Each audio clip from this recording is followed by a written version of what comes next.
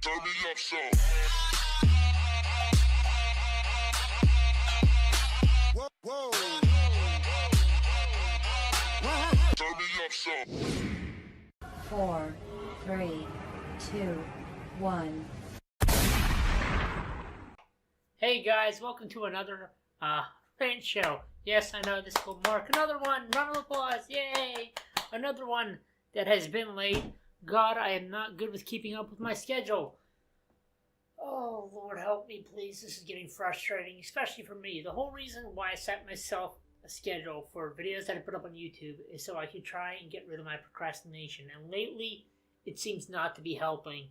But anyways, welcome to another edition of the Rant Show, guys. Yes, I am. Sorry for another Rant Show being late. Last month was late. This one's late because it's coming out a Monday later than it's supposed to be. Oh, I'm seriously getting frustrated with myself, guys. Like, I even tried to give myself a small break of just uploading for a weekend to see if, a little relaxation would help get me back, in order and all that. And I was good for a few days, and then I fell right back fucking into it. So I'm kind of in the toss-up right now of whether I want to keep to a very strict schedule like I have been trying to, uploading Let's Play video every Sunday, Tuesday, Thursday, and Saturday, and then, Rant Show the first Monday of every month, and, of course, vlogs whenever I go on long trips, or conventions coming out every Wednesday after I go back from a con. For those of you that don't know, that's how my schedule for videos have been so far. And then, of course, me just hopping over on Twitch and streaming whenever I can, all except for Saturdays I'm supposed to be streaming, which I haven't even been keeping up with that, mind you, which is pissing me off even more. So I'm thinking what I might do from now on. I'm still up in the air about it. It's not definite. But what I might start doing with the channel is just keeping with a schedule that I, at the very fucking least, have to upload 4 videos. Not 4 videos, but let's see, Sunday, Tuesday, Thursday. Yeah, 4 videos a week. And then still trying to make sure, like, they don't have to be on a specific day, but they have to be 4 fucking videos in 1 week. Let's Play videos, obviously. And then me still trying to, besides that though, me still trying to upload a Rant Show the first Monday of every month. And then vlogs whenever I go to conventions or long trips every Wednesday after I come back from the trip. So the only thing that would be changing is the Let's Play videos, since that's the thing I seem to be struggling with the most. So that way, they don't have to be on a specific day, mind you. They just have to be, in a span of a week, 4 Let's Play videos. And just set that for myself. I'm really tossing that up in the air, if I should do that or not. It's still up in the air. It's not a definite thing. I'm going to wait for at least like another 2 or 3 weeks, see if I can get myself back in order with seeing if I can, obviously stick with the schedule, mind you, for my YouTube channel. But, yeah, I just wanted to vent that and just say that at the beginning of the Rant Show, just so that you understand that I'm even frustrated with myself at this point, that I can't seem to, what's the word I'm looking for? I just had a brain fart. That I can't seem to keep the schedule that I have. It's really, to be quite honest, guys, it's really pissing me off that I can't, because I know I've always had a problem with procrastination, and I've been trying to get better with it, and I figured putting myself to a schedule with my YouTube videos would do that, and it seems to be helping off and on, but at times it doesn't. It doesn't seem to help with the schedule. It pisses me off that I can't keep up with the schedule. So there's that. So yeah, nice little opening for a Rant Show, huh? But it's not all doom and gloom, because we are doing something new with the Rant Show, and people within the sound of my voice and not the video, you know what that is, obviously. Because, ladies and gentlemen, for those of you watching the YouTube video of this, I am now going to start uploading these in audio form over on SoundCloud. Because I was having a conversation with a friend at work. He knows I do YouTube, obviously. And I was telling him about my Rant Show, like what I do, like the stuff I vent about, the stuff I don't vent about, and just how sometimes it's all over the place. It's focused, sometimes it's focused on one thing, and all that. And he's a big fan of podcasts. He's a huge Star Wars fan, by the way. So he listens to a lot of Star Wars podcasts. Shout out, by the way, to Brews and Blasters. You're the one that I really love to fucking listen to all the time. But where was I going with that? Oh yeah, but I was talking to him about this specific video series that I do on YouTube, and he said that it almost obviously sounds like a podcast. And he said to try and get more people on the channel and more people to know about what I do, at least with the Rant Show, is to start uploading these in audio form to SoundCloud. So, ladies and gentlemen, welcome to the first audio format of my Rant Show on SoundCloud. So everyone with the sound of my voice on SoundCloud right now, guys, welcome to the Rant Show. Hopefully these guys stick around for more and listen to more. Please leave a comment down below on SoundCloud to let us know, just let me know how you feel. If you guys think I should stray away from certain topics, or if you just like this in general. So everyone from the SoundCloud, within the sound of this beautiful voice, thank you for dropping by. So yeah, guys, if you want to go check out the SoundCloud forum of the Rant Show, I'll leave a link down below to my SoundCloud so you can check it out on there, just in case, you want to listen to this Rant Show again, or any other Rant Shows that come up in the future while you're on the road, or while you're at work, like I tend to listen to most of my SoundCloud stuff on. Now, we listen to SoundCloud while I'm doing what I do at work, obviously.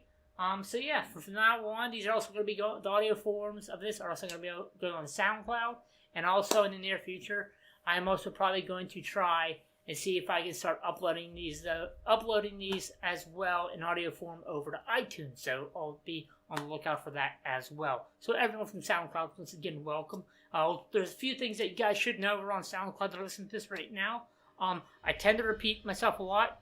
I tend to go off the rail with a lot of the subjects I try to talk about during the Rant Show and everything in between. So be prepared for a lot of massive screw-ups, fuck-ups, and everything in between. But hopefully you guys enjoy this nevertheless. So yeah, there's that. So there's at least a little bit of good news in this in the start of this doom and gloom of an episode. Sorry, I just had to get that whole rant off my chest about my procrastination because, like I said, it's pissing me off. But that's not actually... Whoops, sorry, I just hit my mic. I apologize for that. That's not actually all I wanted to talk about this Rant Show. I just, like I said, wanted to get that off my chest here at the beginning. But for those of you watching the video form of this, you're probably wondering what... Oh, right over this way. You're probably wondering what this video is right over here to my... I don't know if it's my right or left. It's right over here. For those of you watching the audio form, I'll apologize because you have no idea what I'm pointing to.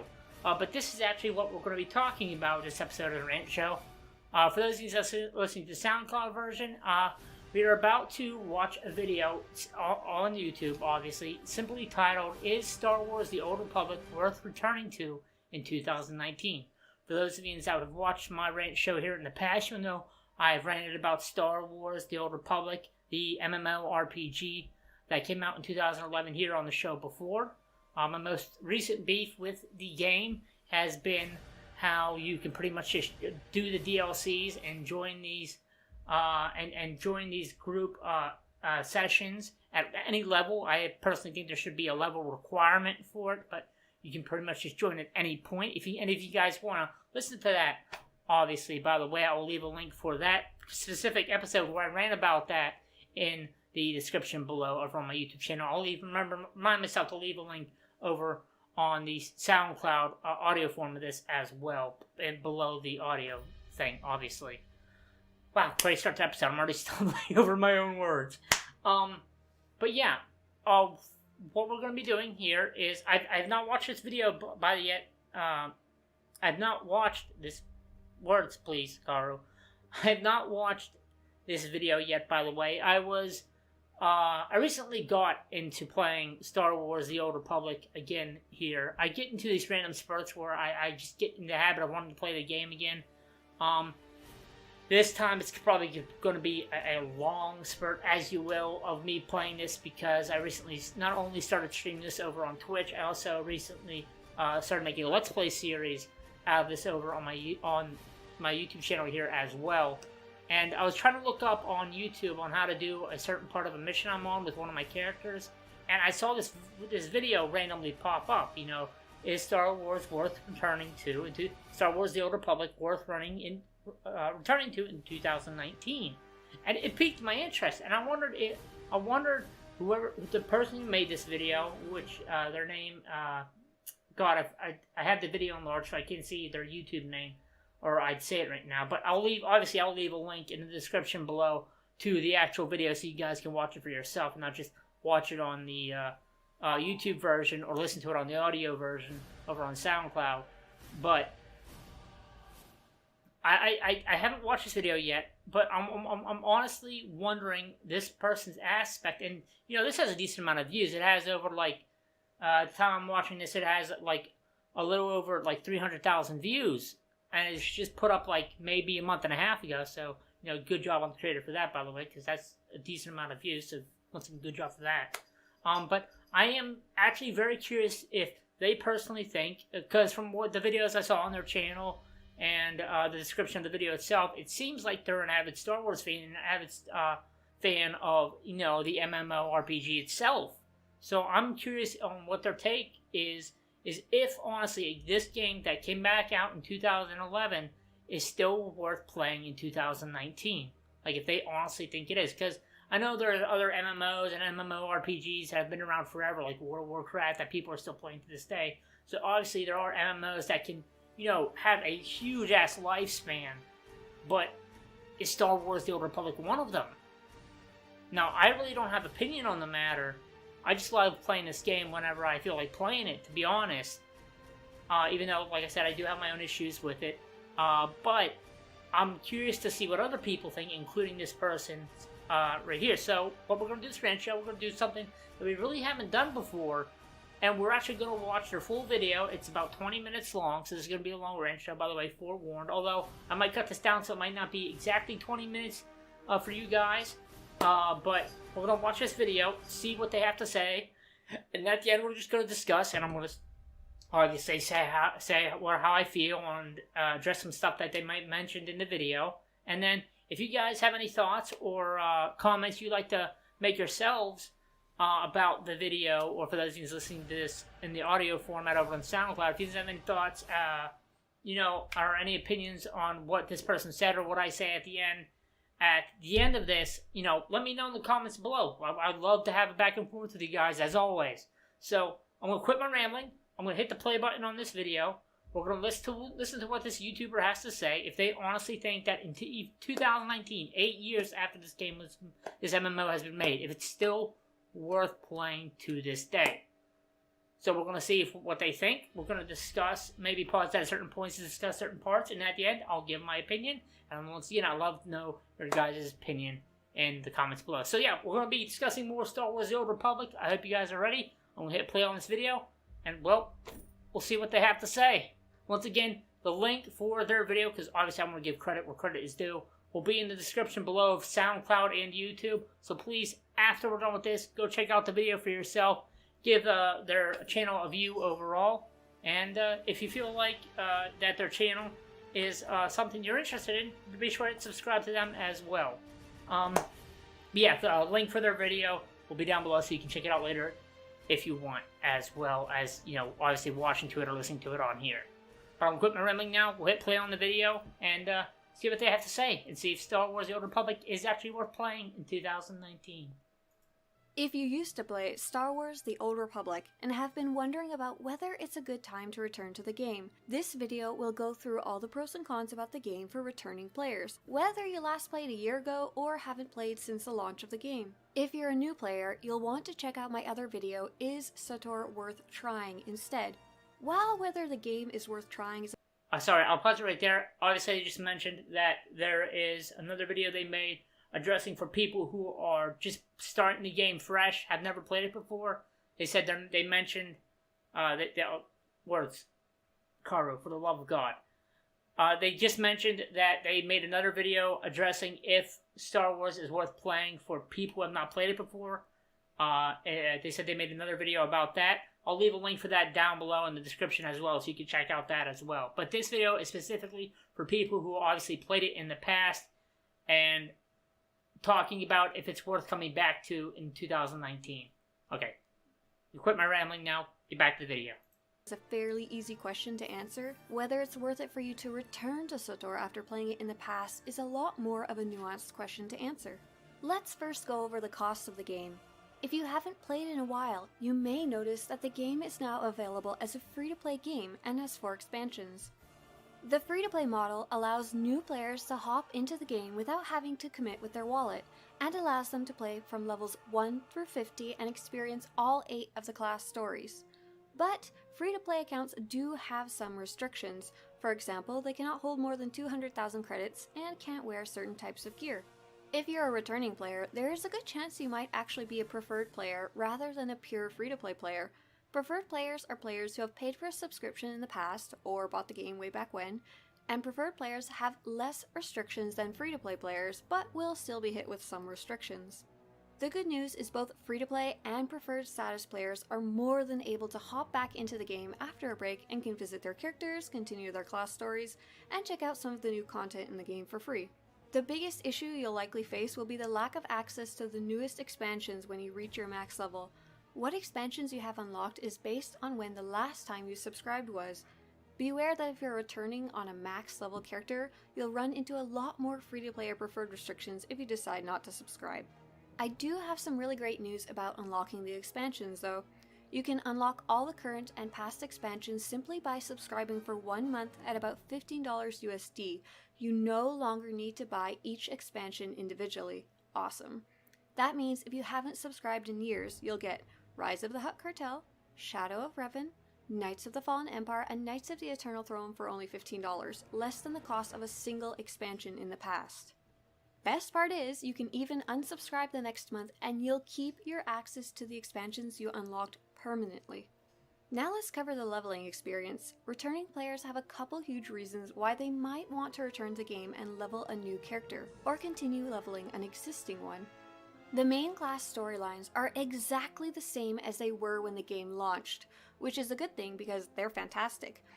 What has changed a lot is the way I am actually going to agree with them on this. She just mentioned how the storylines for all the characters, the base storylines, are the same. Like, they haven't changed over the years. They haven't, switched it up to where you would have to go through to experience it all over again. They stayed the same. And the part she said, which is fantastic, because the stories for each character, the base stories for each character are fantastic. I'm going to have to agree with them.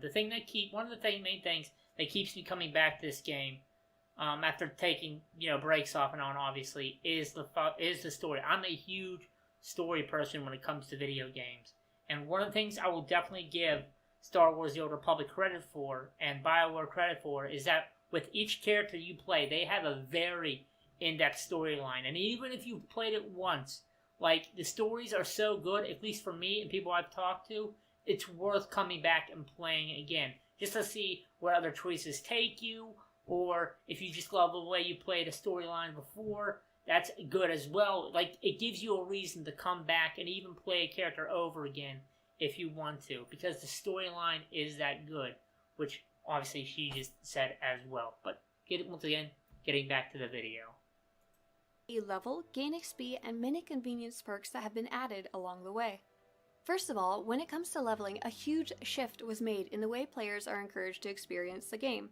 When the game originally came out, players were encouraged, required, to do almost every quest in the game to gain enough XP so they could be the correct level for the next area. This sometimes included doing more boring bonus series fetch quests or doing more of the side quests in between the amazing class storylines. Instead, players are directed mostly towards their main class storyline and the main planetary storylines, which should give most players enough XP to progress without having to do any side quests.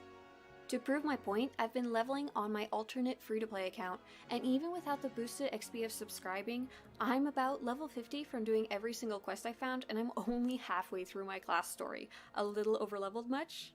That's the one thing that she just mentioned. It is really... Back when this game first started, I'm just reiterating stuff she said. Back when the game first started, like she said, it was really hard to level up your character. Like she said, you even had to do most of the side missions on each planet. You had to go through your base storyline and the story arcs of each planet, which is kind of like an offshoot of your main story missions. So you had to do those and pretty much do everything you could just so you were at a good enough level to get to the next part of your story. Otherwise, if you tried to, your character would constantly die. It would be hard as hell, and so on. but now they made it way easier. Like, I can testify to this, especially with me playing over again with new characters, because like I said, I'm playing the game again, obviously. So I can testify to this. It is really easy to level up your character now. So if you don't feel like doing side missions on each planet, you don't have to. The base you honestly have to do is just to do the obviously your story missions, and then maybe your story arc, most of your story arc missions, and that's it. You don't have to bother with the side missions if you don't want to. Although I will testify that most of the side missions, they do have an interesting story to a lot of them. So for those of you that are story buffs in video games, I'd suggest doing at least some of them, because some of them have really good stories and really good interactions you can have your character have with the side story characters. Some of them are really fucking funny with half the shit they say. So there is that. So it is really, honestly, for those of you anyway who played back when the game first released, okay, and you didn't like the level up system, or something turned you off in that aspect of the level up system when you first played the game, and then you obviously probably played for a little bit longer, but then eventually dropped it.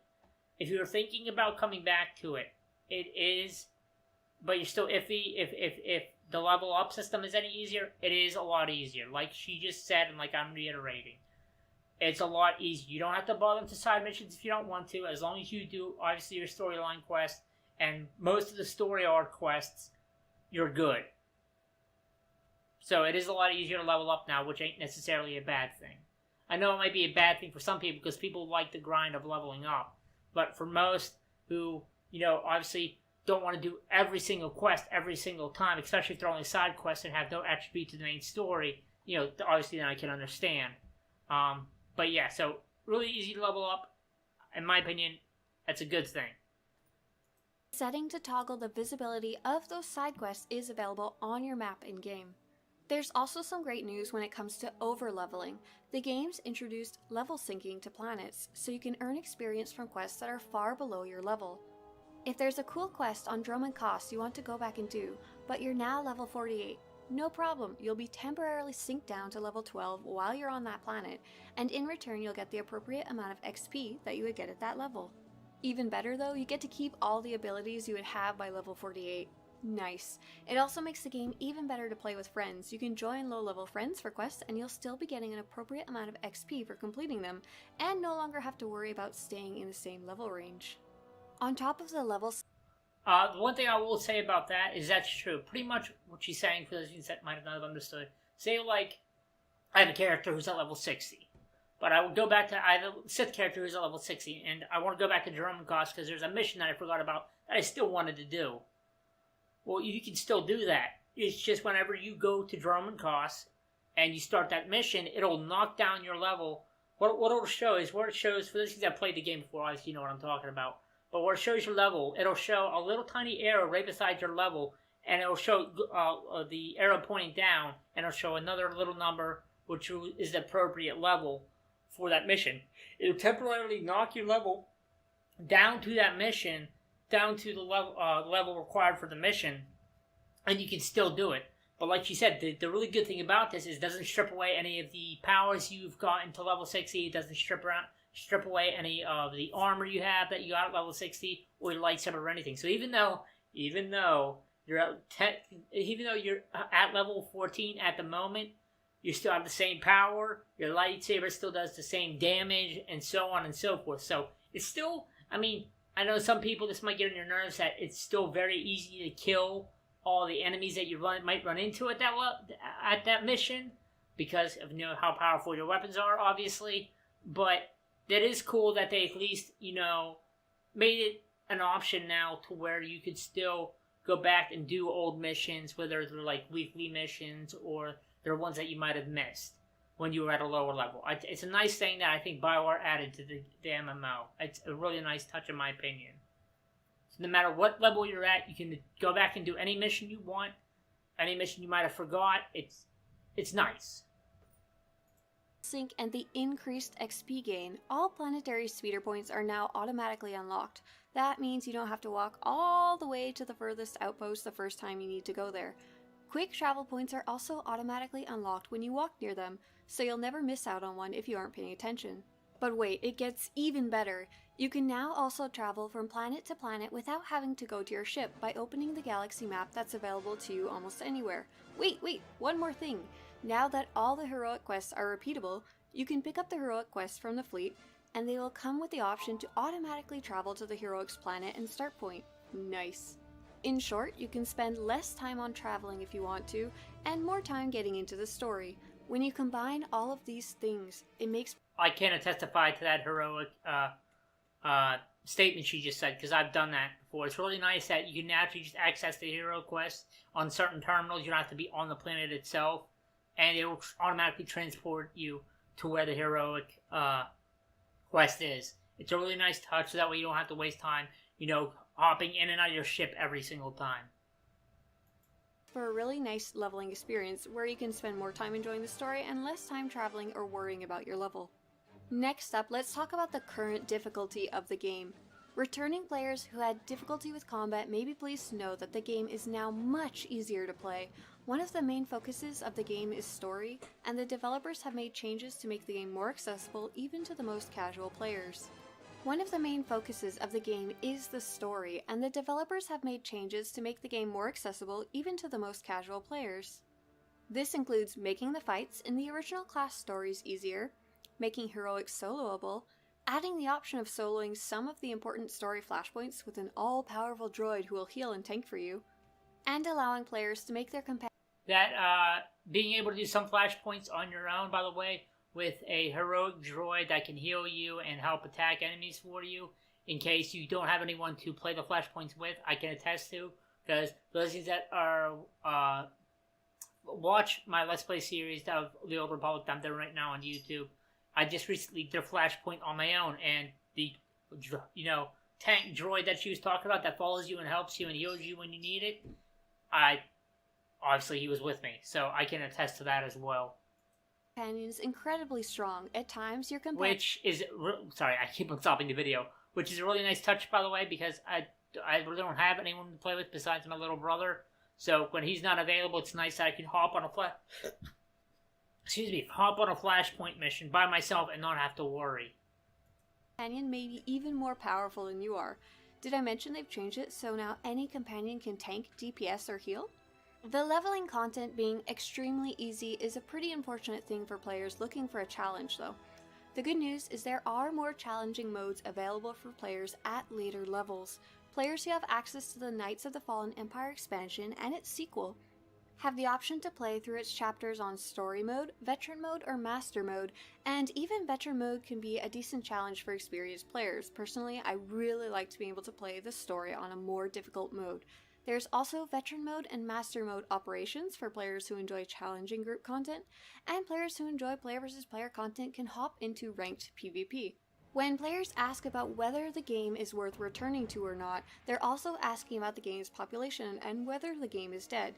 The game went through a huge server merge at the end of last year. While this may sound like dire news, it was actually highly requested by players and has created a boom in player population and activity. The merge allowed more players to use the group finder together, and it seems to have worked very successfully, and all the current servers seem active. The most recent update has also brought many players back to the game, and even more players will be joining the game when the new expansion is released in 2019, this year. As for whether the game will stop receiving updates or be sunsetted in the future, that's not something I can take a solid guess at. At the moment, it seems SWTOR is profitable, and there's been no rumors about the game shutting down anytime soon that I've heard of. The good news is that SWTOR is currently receiving content updates on a regular basis, and the most recent at the time of making this video being the lore-rich planet of Osis, which includes 2 new storylines, a vast new planet to explore, companion romances, and datacrons. This update is a prelude story that will be leading up to the expansion that BioWare is planning to release this year. We don't know a lot about the expansion yet, but we do know it will be focused on the classic war between the Jedi and the Sith, Republic versus Empire. Current players seem to have really enjoyed the Osis update, including the short storylines, and it sounds like everyone's looking forward to a return to the classic Republic versus Empire storylines. Now let's go over some of the stuff that's been added to the game after its launch. The biggest additions to the game are of course the 4 expansions. Each one has a whole new wave of story content for you to check out. Here's the bad news though. Although the expansions are pretty good, they no longer offer a unique class storyline, and your playthrough on a Sith Inquisitor will be very similar to your playthrough on an Imperial agent. The first expansion, Rise of the Hutt Cartel, offers two storylines, one for Imperial players and one for Republic players. Shadow of Revan offers only a single streamlined story but has a mini class quest for each class. Knights of the Fallen Empire and Knights of the Eternal Throne only offer a single storyline, with some key cutscene changes depending on whether your character leans towards the dark side or the light side. The unofficial slogan for the newer expansions was that choices matter, and although your choices can be fatal to other characters and companions, the overall storyline cannot be altered by your decisions. When it comes to the stories of the expansions, players have very mixed feelings about whether or not they can be considered good. Some players love them and some players hate them. Either way, they are quite a departure from the original class storylines. Even with their flaws, I would still say SWTOR's expansions are definitely worth at least a one-time playthrough, especially since you can unlock them permanently, all for the cost of 1 month's subscription. Between these story expansions, there's also new planets to explore, including the Black Hole on Corellia, Section X on Belsavis, CZ-198, Oricon, Zayast, Iokath, and the most recent addition of Osis. Each planet has its own storyline, and a set of repeatable daily quests tied to it. Personally, I really enjoyed the storylines attached to these planets, and they really help flesh out the world outside of the expansion stories themselves. The two newest expansions have a really cool new feature called Cinematic Cutscenes. The BioWare team upped their cutscene game in Knights of the Fallen Empire with incredible camera angles, lighting, and atmosphere, and it will feel like you're in a living movie more than ever. I also really enjoyed the ability to up the difficulty level in the last two expansions, which made the combat more fun and challenging. Players who enjoy group content will be pleased to find out that a lot has been added to the game since launch. For the 4-man group flashpoints, there are now around 36 different flashpoints available to play with friends or random players in the group finder. Many 8-man and 16-man operations have also been added to the game, and there are now 10 different operations plus 5 single boss operations available. If you haven't played in a long time, you're really going to enjoy the new content, especially because the developers have made the fights a lot less tank and spank than the operations that were available near the beginning of the game.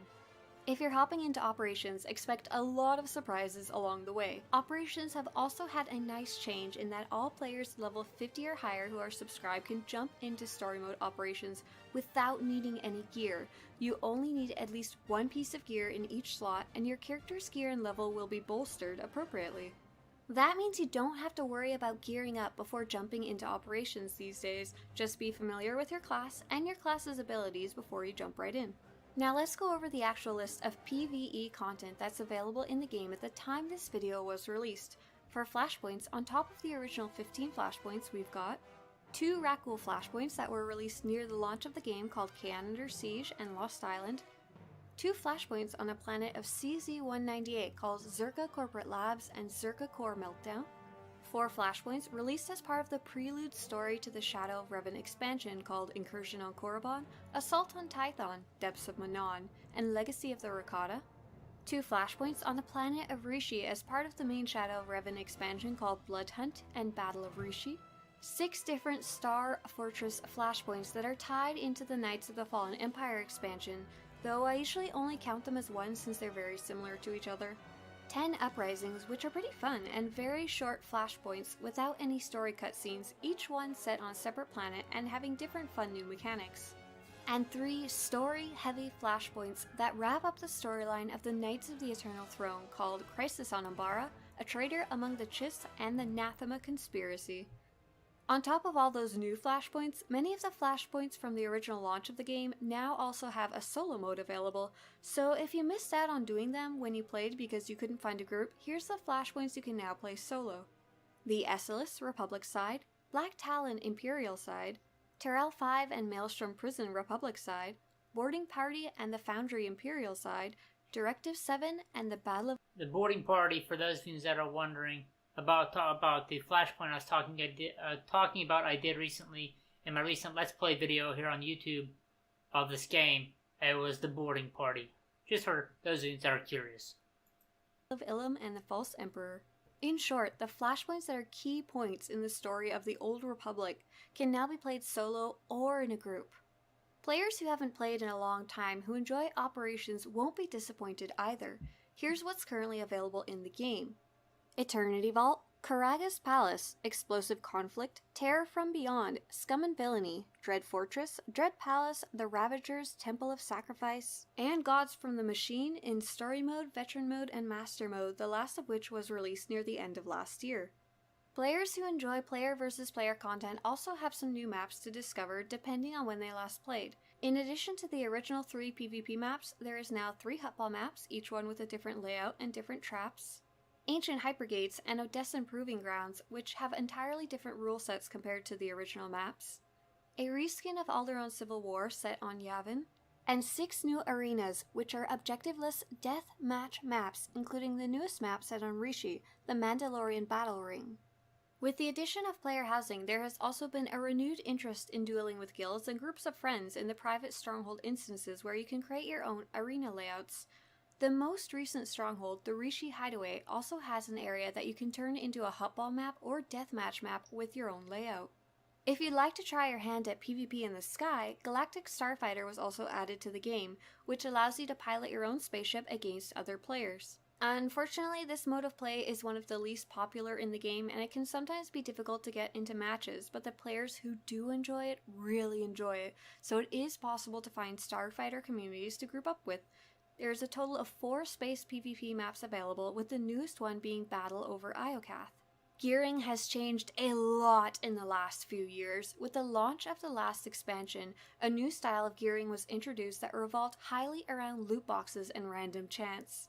Players really disliked this system and made their distaste known, and in my opinion the gearing system is okay now, if a bit chaotic. You can still earn gear from operations, PvP, and crafting, but Solar subscribed players may also earn gear by leveling up their command rank, and you get command XP for completing almost any quest or defeating almost any enemy at— Okay, I'm gonna stop it right here. I know that the word of loot boxes, that some people will automatically go into what's the word? Pissed off mode, because, you know, EA, one of the things they're famous for is their loot boxes and pay to win and being able to get stuff right away out of said loot boxes that previously people had to bust their ass for, but now people can just get all willy-nilly. But I will personally vouch for this myself, because I've opened up a few loot boxes here on the Old Republic. For those of you that are watching my streams of it over on Twitch, you've seen me open a few. It's not bad. Like, I'm with most people when you solely focus a game on loot boxes, like they did with the new Battlefield, Star Wars. Even though the game and the storyline is good, the loot box system kind of ruined it for a lot of people, and I can agree why. I mean, it didn't really ruin it totally for me, but I can see why it ruined it for a lot of people. Especially first starting off when, like, you could get, like, stuff out of loot boxes that would help you be better than other players, not just cosmetic stuff. That was a big tee-off for a lot of people. With Battlefield, new Battlefield anyway. But yeah, eventually got in trouble for that one. But so I can understand with that and other games why people, the mention of loot boxes in the Old Republic can set people off. But trust me, guys, it's not as bad as you think. It's just easier for Old Republic anyway. It's just easier for some people to get access to some of the more cool armor sets and other stuff that way. You know, for the people that don't like the level grind, obviously, or do 1,001 quests just to get one chest piece of armor and still have to work to get the rest, it's not as bad as you think. It's not as bad as loot boxing systems are in other games. Trust me. at level 70. A few years after the game's launch, player housing was introduced to the game. Players can create and share a house between all their characters on a server, and decorate it with decorations from around the galaxy. New decorations are released on a regular basis, and there are lots of convenient decorations like cargo holds and GTNs. Players can get strongholds on these planets: Coruscant, Dromund Kaas, Nar Shaddaa, Tatooine, Yavin 4, Manon, a moving train on the planet of Umbara, and a stronghold with a private beach on Rishi. Okay, I have a stronghold. I have strongholds with my characters. I have one on Korriban, and Another one on SWTOR. I didn't know you could get a moving train one on, I forget which planet she said. Yeah, but I didn't know you could get a stronghold or an actual physical moving train. That's kind of cool. There have also been some cool updates to cosmetic armor available in the game since launch. One of the big ones is that Outfit Designer. You can now have the appearance of your favorite armor while not sacrificing the stats of the armor you need for combat. Nice. Armors can now be dyed. I've done that before, by the way, what she's just talking about now. I've done that before, where I like the way, pretty much what you can do is you can keep the image of an armor set you like the look of, but the stats are shit. So you can keep the image of that, but have like the stats of the actual physical armor you have on. So it's the image of an armor you like the look of, but the stats of the physical armor your character has on. Hopefully that made sense. But I like that they did that. I've done that a few times with past characters on one of the many times I played the game. And take on different colors, and there are hundreds of dyes available. There are now animated armors and armors that have a special effect when you draw your weapon. And lastly, weapons can now have a weapon tuning attached to them, which gives them a special animated effect. In short, returning players have these things to look forward to: player housing, the first 2 story expansions, Rise of the Hutt Cartel and Shadow of Revan, the latest 2 cinematic story expansions, which are Knights of the Fallen Empire, which has 16 chapters, and Knights of the Eternal Throne, which has 9 chapters, and both expansions have story, veteran, and master difficulty modes. 24 new flashpoints added since the launch of the game, many of which also have a solo story mode available, and there's the short cutscene light Uprising flashpoints too.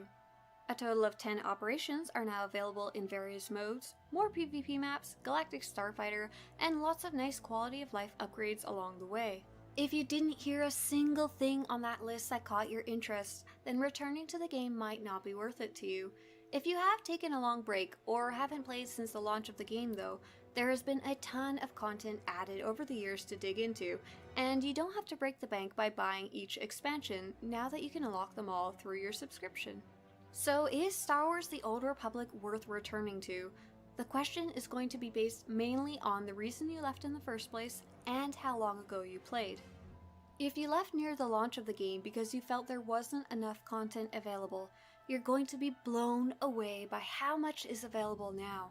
Lots more story, lots more operations, lots more flashpoints, lots more daily planets, and lots more to do in general. On the flip side, if you left a year or 2 ago because you finished all the story, not much has been added to the game during this time frame. The good news is that if you've already unlocked the expansions and are level 70, you can play the 2 new planets of Iokath and Osis and the 3 new story flashpoints without having to subscribe.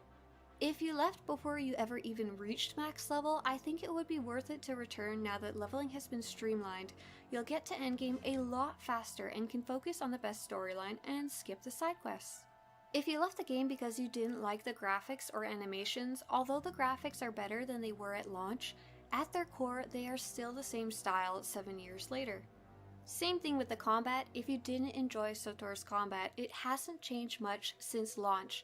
Though if you really want to give it another go, I would suggest trying a different class, as different classes can have very different playstyles. If you left due to technical reasons, well, the game still has lots of technical issues, but likely not the same ones as when you left. Might as well give it a shot. I've experienced a few on a recent playthrough of it. Real-life reasons, some technical one very issues. nice thing is that because SWTOR is so story-focused, expansions never make past storylines irrelevant. You can easily pick up where you left off, or start a new character at level 1, no matter how many expansions have come out since you last played. I hope this video has given you the information you need to help you decide whether it's a good time for you to return to the game or not. If you decide it's not for you, good luck, and I hope you find another good game that you'd like to play. If you decided that it is a good time for you to return, I'm going to be making a video about tips for returning SWTOR players. And separately, if you wanted to return, but you want to take advantage of being able to subscribe just for 1 month to unlock the expansions, I also have a Tips for Subscribed Players video. If you want to show your support for this series, or to have similar videos show up on your YouTube homepage, subscribe to this channel. Good luck, welcome back, and may the Force be with you. Alright. And just so I can get her name, her YouTube name anyway, it's SWTOR Ista, so SWTOR pretty much. So she took the abbreviation for Star Wars The Old Republic and added an E step to the end. Yeah, but please guys, go check out her channel. I really love the way she put this video together. She like pretty much listed everything that's happened to the game since its launch. It's a really nice format. So Swarista, I'm gonna butcher the hell out of your name. I apologize. But Swarista, if you see this video, seriously, bravo, round of applause, very well done. I love the way you put all that together and the way you listed it. For those of you that are watching the audio version, I apologize. Watching, yeah, that makes sense. For those of you that are watching, look, I said it again. For those of you listening to the audio version, I do apologize because obviously we're only able to listen to all that and not watch all that. I implore you guys to come over to YouTube and watch the video version so you can get the full aspect and see everything that she was showing in the video. But Swarista, very well done, very well put together. I love the way you listed everything. Yeah, it's come out since the video's launch. Now to say my piece about it. Do I personally think that the game is worth coming back to in 2019? I'm going to have to agree with her. It's depending on the reason why you left the game in the first place. If you left the game, obviously, recently because you just don't like the combat style or the way most of the story was going, then obviously, for at least at the moment, it might not be the smartest idea for you to come back. But if you do just feel like randomly checking it out and you don't have a subscription, like she said, there's a free-to-play, which for anyone new to the game, if you're iffy about paying for a subscription right off the bat, like you said, it's free-to-play. You can still get there's a free-to-play version. You can still get to level 50, do all the story mode. Well, yes, certain armors will be locked and so on and so forth, but for the base of the game, you can still experience. So my suggestion to anyone new to the game that has not played it before and is considering playing, try the free-to-play version first, and then after you get so far, if you like what you see, then go for the subscription. But I wouldn't actually suggest hitting the subscription first if you've never played the game before and you're iffy about playing it to begin with. But please, if you haven't played the game before, but you're a fan of Star Wars, check it out. It's a really good MMORPG in my opinion. But like she said, and like I said, I'll agree with her on the fact that depends wow, where's the spot? Carter, please. It depends on why you left. If the game's worth coming back to in 2019. If you left recently, like I said, because you didn't like the story or the way the game was being given to you, then it's probably not a wise decision. It might be more of a wise decision if you just want to give it another go to hop on free-to-play first.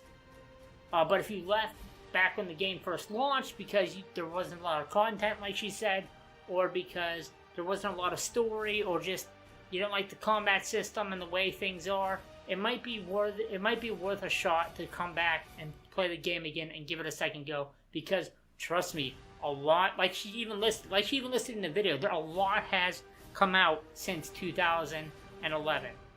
Now there will be one thing I will say off the bat, and this is my opinion. Some of the people that I've talked to in the past who have given Star Wars The Old Republic a shot and they haven't liked it. They come in trying the game hoping it's like they're already hoping it runs like their favorite MMO that they're already currently playing. For a lot of people, or at least a lot of people I talk to, that's been WoW. They're hoping that it runs like WoW. And like the combat system and everything else, because that's what they're used to. And the thing that makes them turn away from the game is that it's not like WoW. It's not like their favorite MMORPG. It's not like their favorite MMO. It doesn't run like their favorite MMO or MMORPG. And that's the thing that turns people a lot away from the game, because they come in with the pre-hope, I guess you could say.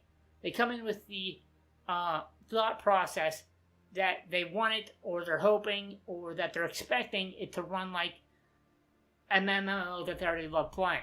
Like, for most people I've talked to, that's been WoW. And when it's not, it automatically turns them away from the Old Republic. My suggestion for those people would be don't. Before you touch the game, do not go into the game expecting it to be like your favorite MMO.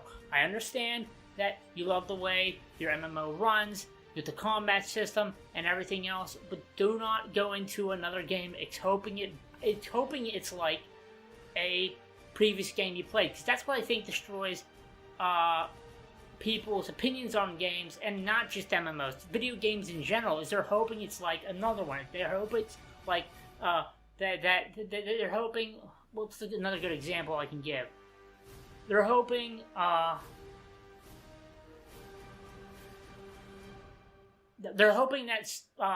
Grand Theft Auto 3 will run like Grand Theft Auto 5. They're hoping that Saints Row will Saints Row will be exactly like Grand Theft Auto. They're hoping that one game runs as good and runs the same as another game they like playing, and that's what destroys their opinions on said games when they hop into them. My advice for those people, especially for people going to try Star Wars: The Old Republic for the first time, and are hoping that it's like their favorite MMO, it runs like their favorite other MMO or MMORPG that they already love playing.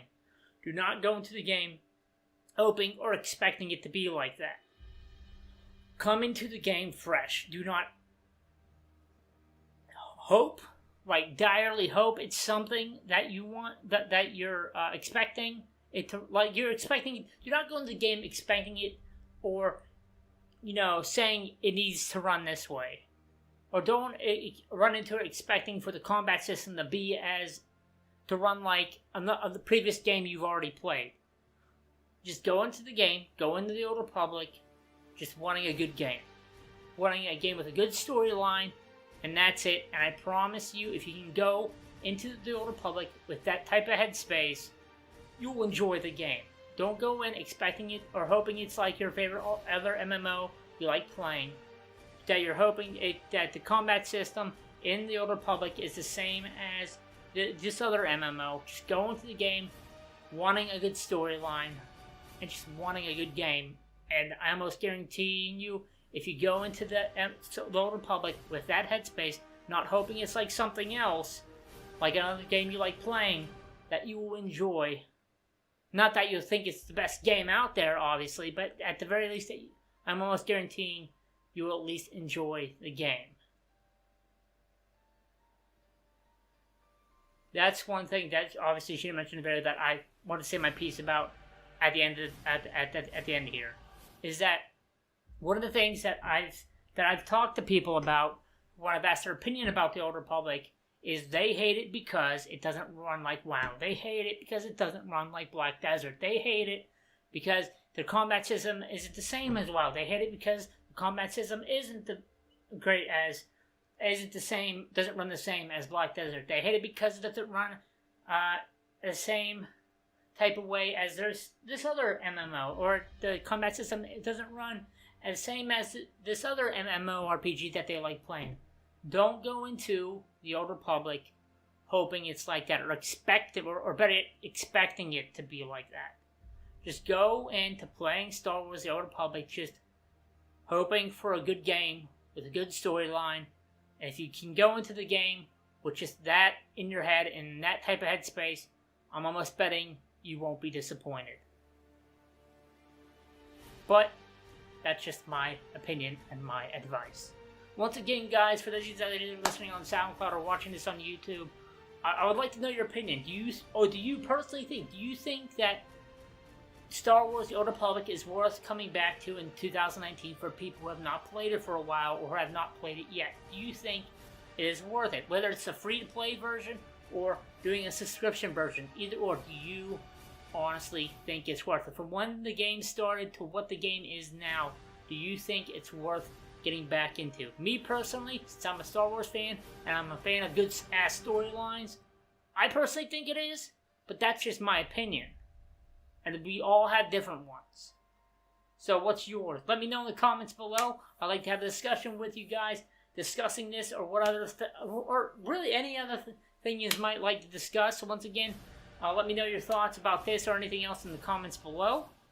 Also, if you do like this video, and if you'd like to see me do more videos like this, where we just sit down together, watch a video on a certain topic, and then give our own thoughts and opinions on the matter. If you like this type of format, dealing with the Rant show, let me know in the comments below as well, and of course I'll do more of them.